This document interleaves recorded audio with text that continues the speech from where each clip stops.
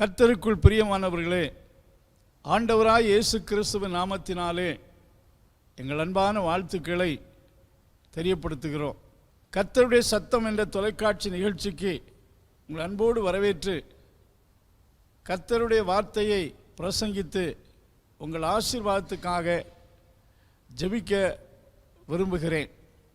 இந்த நாளிலும் நம்முடைய தியானத்துக்காக அப்போஸ்தலர் நடவடிக்கைகளின் புஸ்தகம் 10ஆம் அதிகாரம் 44ஆம் வசனத்தை வாசிக்கிறேன்.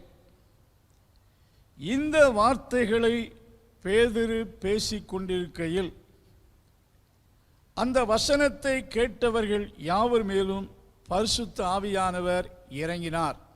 கொர்நேலியு என்ற 100க்கு அதிபதியின் வீட்டிலே அப்போஸ்தலனாகிய பேதுரு அழைக்கப்பட்டிருக்கிறார்.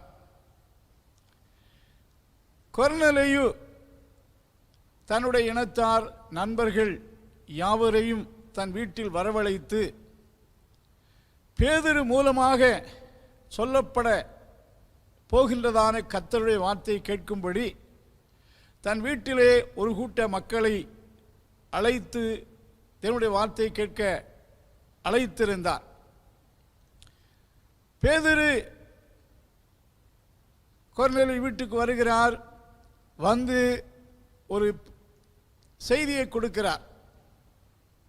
ஜனங்களெல்லாம் தேவனுடைய செய்தியை கேட்டுக்கொண்டிருக்கிறார்கள். அப்பொழுது இந்த வார்த்தையை பேதுரு பேசிக்கொண்டிருக்கையில் அந்த வார்த்தையை கேட்ட யாவர் மேலும் பரிசுத்த ஆவியானவர் இறங்கினார். எத்தனையோ வார்த்தைகளை பேதுரு அந்த கூட்டத்தினருக்கு சொல்லிக் கொண்டு வந்தார். குறிப்பிட்ட இந்த வசனத்தை வாசிக்கையில் இந்த வார்த்தையை பேதுரு பேசிக்கொண்டிருக்கையில் அந்த வார்த்தையை கேட்ட யாவர் மேலும் பரிசுத்த ஆவியானவர் இறங்கினார். அந்த குறிப்பிட்ட இடத்திலே பேதுரு பேசின வார்த்தை என்ன? பேதுரு பேசின வார்த்தைக்கும் பரிசுத்த ஆவியானவர் ஜனங்கள் மேல் இறங்கின சந்தர்ப்பத்துக்கும் உள்ள தொடர்பு என்ன? அந்த வார்த்தை பேசிக்கொண்டிருக்கையில் அந்த வார்த்தை கேட்ட யாவர் மேலும் பரிசுத்த ஆவியானவர் இறங்கினார். அந்த வார்த்தை என்ன வார்த்தை என்றால், முந்தின வசனத்திலே 43ஆம் வசனத்திலே குறிப்பிடுகிறார், அவரை விசுவாசிக்கிறவன் எவனோ அவன் அவருடைய நாமத்தினாலே பாவ மன்னிப்பை பெறுவான் என்று தீர்க்கதரிசிகள் எல்லோரும் அவரை குறித்து சாட்சி கொடுக்கிறார்கள் என்றார். இந்த வார்த்தையை பேதுரு சொல்லுகையில் பேதுரு அந்த இடத்திலே குறித்து சொன்ன வார்த்தை என்னவென்றால், தீர்க்கதரிசிகளெல்லாம் முன்னறிவித்த ஒரு வார்த்தை. அந்த வார்த்தை என்ன வார்த்தை என்றால், அவரை விசுவாசிக்கிறவன் எவனோ அவன் அவருடைய நாமத்தினாலே பாவ மன்னிப்பை பெறுவான் என்று சொல்லப்பட்டிருப்பதை பார்க்கிறோம். கூடி வந்த மக்களுக்கு பேதுரு அறிவித்த நல்ல செய்தி என்னவென்றால், யார் யார் அவரை விசுவாசிக்கிறார்களோ அவர்கள் அவருடைய நாமத்தினாலே பாவ மன்னிப்பை பெறுவார்கள் என்று கூறுகிறார். இந்த வார்த்தை கேட்கையில் இந்த வார்த்தையை உறுதிப்படுத்தும்படி ஆமோதிக்கும்படி கூடி வந்திருந்த அனைத்து மக்கள் மேல் பரிசுத்த ஆவியானவர் இறங்கினதாக வாசிக்கிறோம். பாவ மன்னிப்பு என்பதுதான் ரட்சிப்பு என்று சொல்லுகிறோம். பாவ மன்னிப்பை பெறுவதற்கு தாங்கள் செய்த குற்றங்கள் பாவங்களை இறைவன் மன்னிக்கும்படிக்கு மக்கள் பலவித காரியங்களை செய்கிறார்கள். பலர் பல புண்ணியங்களை செய்கிறார்கள். பலர் ஏழைகளுக்கு அன்னதானம் செய்கிறார்கள். பலர் புனித ஸ்தலங்களுக்கு சென்று சில காரியங்களை செய்கிறார்கள். பல நற்கிரியைகளை செய்கிறார்கள். மார்க்க ரீதியாக சில கடமைகளை செய்கிறார்கள். மனிதர்கள் தாங்கள் செய்கிற கிரியையினாலோ தாங்கள் செலுத்துகின்ற பலிகளினாலோ பாவ மன்னிப்பை அடைய முடியாது. ஏனென்றால் தேவன் இதை கொடுக்கிறார். தேவன் கொடுக்கிறதை மனிதன் கொடுக்க முடியாது. தேவன் யாருக்கு கொடுக்கிறார் என்றால் நற்கிரியைகளை செய்கிறவர்களுக்கு அல்ல. உலகத்திலே பல அரிய சாதனைகளை செய்கிறவர்களுக்கு அல்ல. கர்த்தராகிய இயேசு கிறிஸ்துவை விசுவாசிக்கிறவன் எவனோ அவனுக்கு பாவ மன்னிப்பாகிய மீட்பு தேவனுடைய ஈவாக கொடுக்கப்படுகிறது என்பதுதான் சத்தியம். இந்த உண்மையை விசுவாசிக்கிறவர்கள் கர்த்தருடைய நாமத்தினாலே பாவ மன்னிப்பாகிய ரட்சிப்பை பெறுகிறார்கள். எத்தனை பேர் இதை விசுவாசித்தாலும் அத்தனை பேருக்கும் இந்த மீட்பை ஆண்டவர் கொடுக்கிறார். இந்த உண்மையை உலகத்திற்கு அறிவிக்க வேண்டும் என்று ஆண்டவர் வேதாகமத்தில் கட்டளையிட்டிருக்கிறார். பரிசுத்த வேதாகமத்திலே லூக்கா சுவிசேஷம் 1ஆம் அதிகாரத்தில் யோவான் ஸ்நானகரை குறித்த ஒரு உண்மை சொல்லப்பட்டிருக்கிறது. 1ஆம் அதிகாரம் 77ஆம் வசனத்திலே யோவான் ஸ்நானகன் கிறிஸ்துவுக்கு முன்னோடியாக இந்த உலகத்துக்கு அனுப்பப்பட்டவர். அவர் தேவனுக்கு வழியை ஆயத்தப்படுத்தி மக்கள் இறைவார்த்தையை கேட்கும்படி மக்களை ஆயத்தப்படுத்த கர்த்தரால் அனுப்பப்பட்ட ஒரு தீர்க்கதரிசி. 77ஆம் வசனம் இவ்விதமாய் சொல்லுகிறது: நமது தேவனுடைய உருக்கமான இரக்கத்தினாலே அவருடைய ஜனத்துக்கு பாவ மன்னிப்பாகிய ரட்சிப்பை தெரியப்படுத்தும்படி அவருக்கு முன்னே போவாய். தேவன் ஜனங்களுக்கு தமது இரக்கத்தினாலும் கிருபையினாலும் பாவ மன்னிப்பாகிய ரட்சிப்பை கொடுக்கிறார். தேவன் கொடுக்கிறதை மக்களுக்கு தெரியப்படுத்த வேண்டும். ஒரு காரியத்தை அறியாத பட்சத்தில் மனிதன் அதை எப்படி அடைய முடியும்? ஆகையால் தான் தேவன் கொடுக்கிற மீட்பை குறித்து மக்களுக்கு தெரியப்படுத்தி, நீங்கள் செய்கிற நற்கிரியினால் அதை கொடுக்கவில்லை, நீங்கள் செய்கிற மத கொள்கைகளை பின்பற்றுவதனால் தேவன் அதை கொடுக்கவில்லை. தேவன் தமது மிகுந்த உருக்கமான இரக்கத்தினாலே ஜனங்களுக்கு அதை கொடுக்கிறார். தேவன் கொடுப்பதை குறித்து மக்களுக்கு தெரியப்படுத்த நீ முன்னே செல்வாயாக என்று குறிப்பிட்டு சொல்வதை பார்க்கிறோம். ஆண்டவராய் இயேசு கிறிஸ்து மரித்து அடக்கம் பண்ணப்பட்டு உயிர்த்தெழுந்த இயேசு கிறிஸ்து தம் சீசர்களுக்கு கொடுத்த பிரதான கட்டளை என்னவென்றால், லூக்கா சுவிசேஷம் 24ஆம் அதிகாரம் 47ஆம் வசனத்தை நீங்கள் வாசித்து பார்க்கையில், மனம் திரும்புதலும் பாவ மன்னிப்பும் எருசலேம் தொடங்கி சகல தேசத்தாருக்கும் அவருடைய நாமத்தினாலே பிரசங்கிக்கப்பட வேண்டும். நீங்கள் இவைகளுக்கு சாட்சிகளாயிருக்கிறீர்கள்.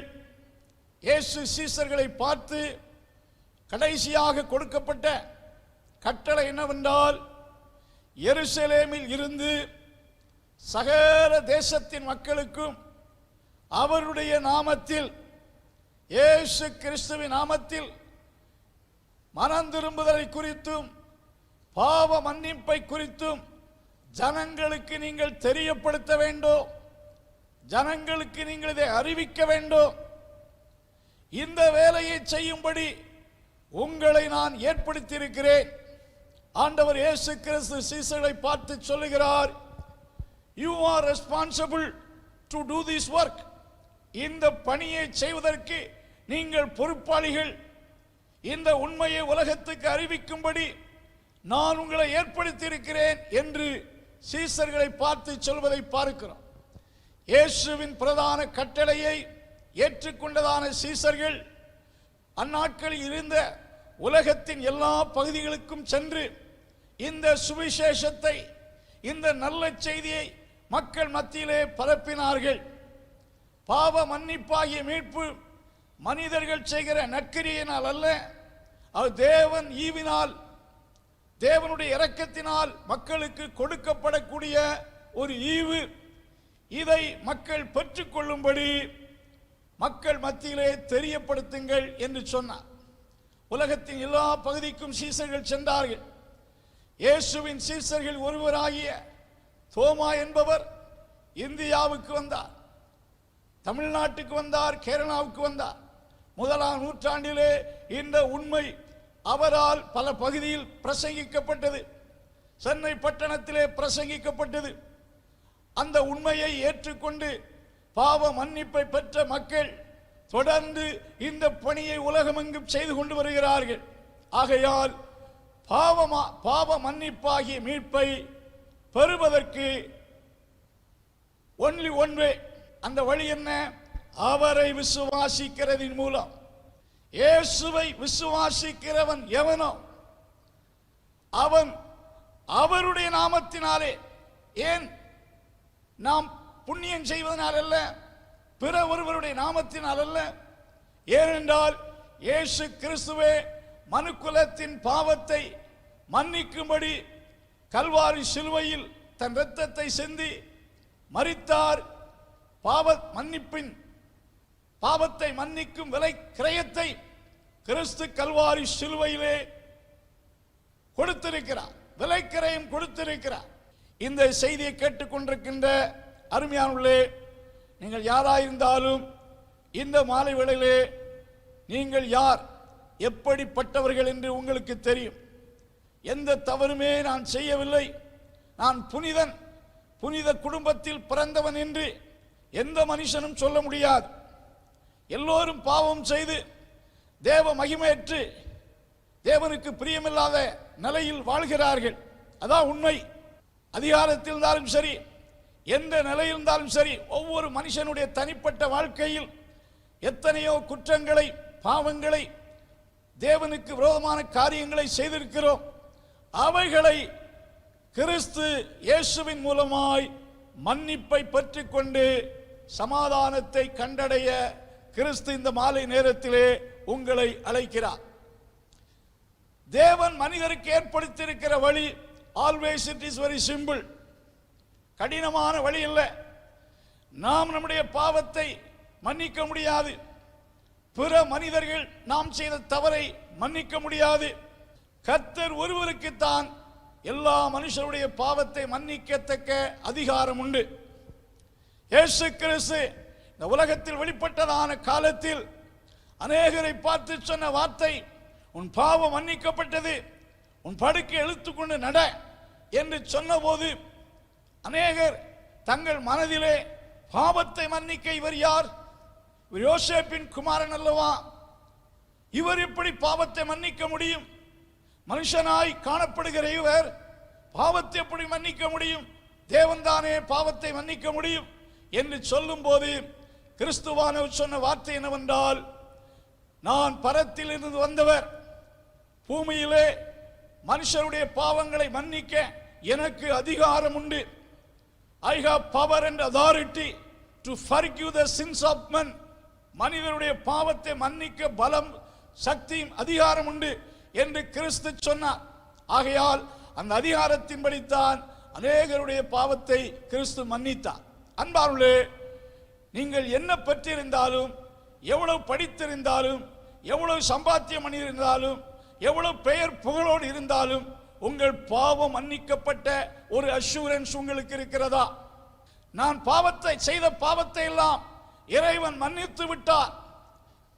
இறைவனுடைய பார்வையில் நான் செய்த பாவங்கள் மன்னிக்கப்பட்டது என்ற ஒரு நிச்சயம் உங்களுக்கு இல்லாதிருக்கும் என்றால் இன்றைக்கு கர்த்தராகிய இயேசுவை விசுவாசியுங்கள். இயேசு கிறிஸ்து ஒருவரே பாவத்தை போக்க பலியாய் சிலுவையில் மரித்தார். இந்த மாலை நேரத்திலே இந்த பெரிய மீட்பை இலவசமாய் கிறிஸ்து தம்மை நம்புகிற அனைவருக்கும் கொடுக்கிறார். நான் சொன்னது போல பாவ மன்னிப்பாகிய மீட்பை பெறுவதற்கு பல வழிகளை மக்கள் ஃபாலோ பண்ணுகிறார்கள். But only one way, Jesus the way. பாவம் மன்னிக்கப்படுவதனாலே நமக்கு கிடைக்கிற அநேக ஆசீர்வாதங்களில் ஒரு 4 ஆசீர்வாதத்தை உங்களுக்கு நான் குறிப்பிட்டு சொல்ல விரும்புகிறேன். எல்லோருக்கும் தெரிந்த வசனம்தான். சங்கீதம் 32:1 சங்கீதக்காரன் இவ்விதமாக சொல்லுகிறார்: எவனுடைய மீறுதல் மன்னிக்கப்பட்டதோ, எவனுடைய பாவம் மூடப்பட்டதோ அவன் பாக்கியவான். பாவம் மன்னிக்கப்பட்ட மனிதன் மேல் கர்த்தருடைய ஆசீர்வாதம் உண்டு. அவன் செய்கிற கிரியைகள் மேல் கர்த்தருடைய ஆசீர்வாதம் உண்டு. பாவம் மன்னிக்கப்பட்ட மனிதன் தேவனுடைய பிள்ளையாக இருக்கிறான். கர்த்தர் அவனை ஆசீர்வதித்து அவனை பெருகச் செய்வார். நீதிமொழிகளிலே 10:22 வசனத்தை வாசித்து பார்ப்பீர்கள் என்றால், கர்த்தருடைய ஆசீர்வாதமே ஐஸ்வரியத்தை தரும், அதனோடு வேதனைகளை கூட்டார் என்று சொல்லப்பட்டது.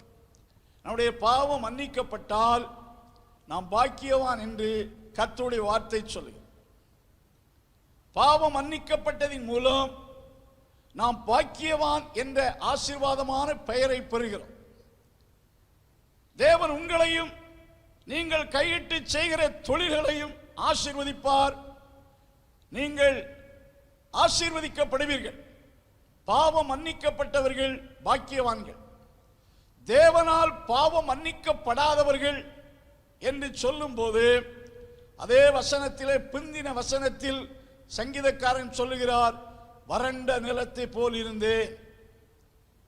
கர்த்தர் ஆசீர்வதிக்கும் மன்னிக்கும் போது ஆசீர்வாதம் உண்டாகிறது.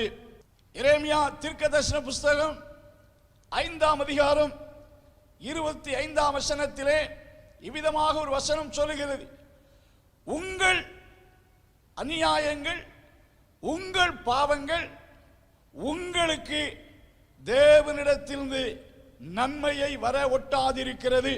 உங்களுக்கு தேவனிடத்தில் வரக்கூடிய ஆசீர்வாதத்தை அது தடை பண்ணக்கூடிய ஒன்றா இருக்கிறது. அந்த பாவமும் அக்கிரமும் நீங்கிவிட்டால் கர்த்தர் நம்மை ஆசீர்வதிப்பார். அப்போஸ்தலர் நடவடிக்கைகளின் புஸ்தகம் 3:26 வசனத்திலே இவ்விதமாக அந்த வசனம் இவ்விதமாய் சொல்லுகிறது: அவர் உங்கள் எல்லோரையும் உங்கள் பொல்லாங்கிலிருந்து விலக்கி உங்களை ஆசீர்வதிக்கும்படி தேவன் தம்முடைய பிள்ளையாகிய இயேசுவை எழுப்பி முதலாவது உங்களிடத்துக்கே அவரை அனுப்பினார். பாருங்கள், இந்த வசனத்தை கவனிக்கையில் ஃபர்ஸ்ட் ஆசீர்வாதம் அல்ல, ஃபர்ஸ்ட் உங்களை பொல்லாங்கிலிருந்து விடுவித்து உங்களை ஆசீர்வதிக்கும்படி. ஒரு அழுக்கான பாத்திரத்துக்குள் ஒரு ஆசீர்வாதத்தை ஊற்ற முடியாது. ஆகையினாலே உங்களை பொல்லாங்கிலிருந்து விடுவித்து உங்கள் பாவத்தை மன்னித்து உங்களை ஆசீர்வதிக்கிறார். ஆகையால் தான் கர்த்தராகிய இயேசு கிறிஸ்துவை விசுவாசியுங்கள், உங்கள் பாவங்களை அறிக்கை செய்யுங்கள், கிறிஸ்து மன்னித்து உங்களை பரிசுத்தமாக்கி உங்களை ஆசீர்வதிக்கிறார் என்பதுதான் உண்மை. 103 சங்கீதம் 3 வசனத்திலே அவர் உன் அக்கிரமங்களை மன்னித்து நோய்களை எல்லாம் குணமாக்கி. இந்த வசனத்திலே ஆசீர்வாதத்துக்கு முதலாவது அங்கே ஆசீர்வாதத்தின் பல லிஸ்டுகளை சங்கீதக்காரன் எழுதுகிறார். ஃபர்ஸ்ட் சொல்லுகிறார், அவர் உங்கள் பாவங்களை மன்னித்து உங்கள் நோய்களை எல்லாம் குணமாக்கி. இயேசு கிறிஸ்து சுவிசேஷ புஸ்தகங்களில் பார்ப்பீர்கள் என்றால் அநேக முறை சொன்ன வார்த்தை என்னவென்றால், உன் பாவம் மன்னிக்கப்பட்டது, உன் படுக்கை எடுத்துக்கொண்டு நட, சமாதானத்தோட உன் வீட்டுக்கு போ. அன்பானுள்ளே, பாவத்தை மன்னித்து ஆண்டவர் வியாதிகளை சுகமாக்குவதை பார்க்கிறோம். ஆத்துமாவின் ஃபர்ஸ்ட் சுகத்தை உண்டாக்கி சரீரத்தில் சுகத்தை கொடுக்கிறார், மன்னித்து சுகத்தை கொடுக்கிறார் என்று அந்த வார்த்தையில் வாசிக்கிறோம். மூன்றாவது, லூக்கா சுவிசேஷம் 7ஆம் அதிகாரம் 48ஆம் 50ஆம் வசனத்திலே ஒரு பாவியாகிய ஸ்திரீ இயேசுவிடத்தில் வந்திருக்கிறார்.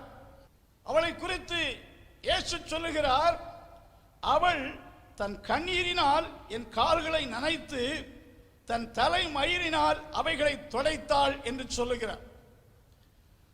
ஒரு பாதங்களை கண்ணீரினால் கழுவ வேண்டும் என்றால் எவ்வளவு கண்ணீர் அவள் கண்களில் வந்திருக்க வேண்டும்.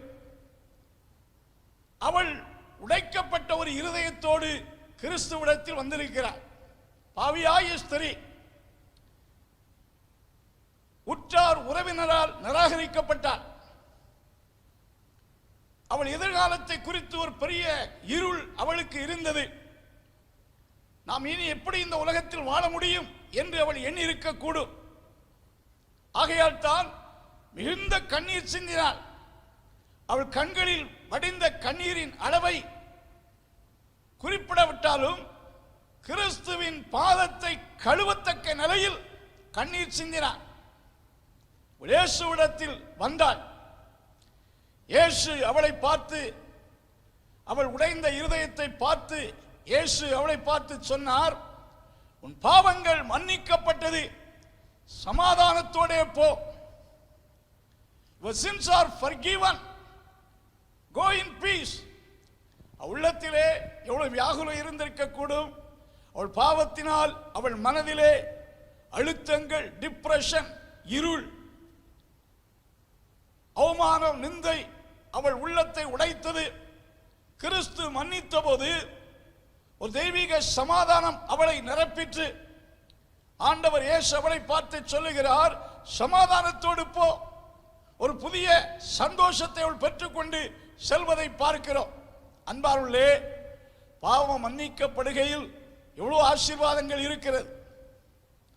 ஏசாயா 35:10 விதமாய் சொல்லுகிறது, கர்த்தரால் மீட்கப்பட்டவர்கள் ஆனந்த களிப்புடன் பாடி சீயோனுக்கு வருவார்கள்.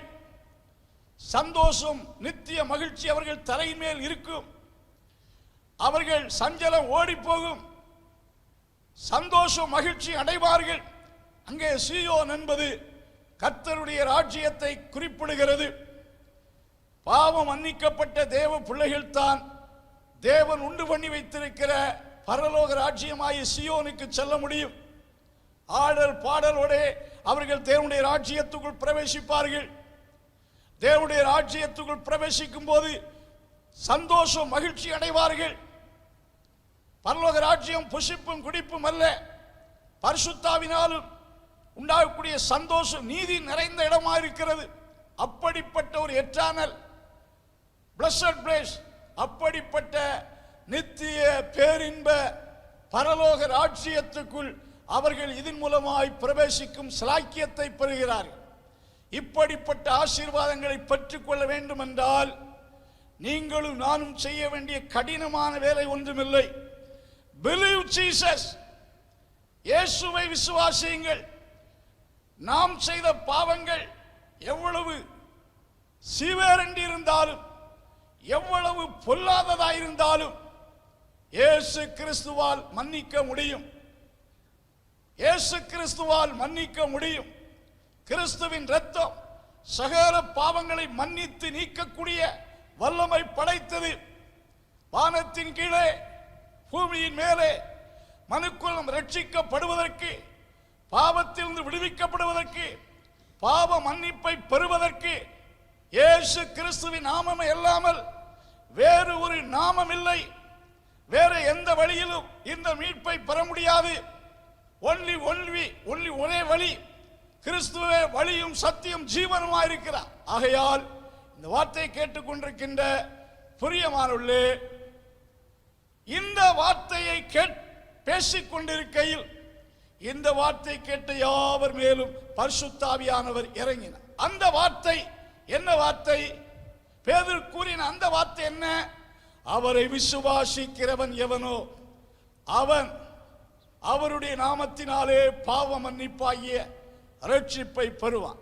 இந்த மாலை வேளையிலும் கர்த்தராகிய இயேசுவை விசுவாசியுங்கள். கர்த்தர் கொடுக்கிற மீட்பை பெறுங்கள். கர்த்தர் உங்களை ஆசீர்வதிப்பாராக.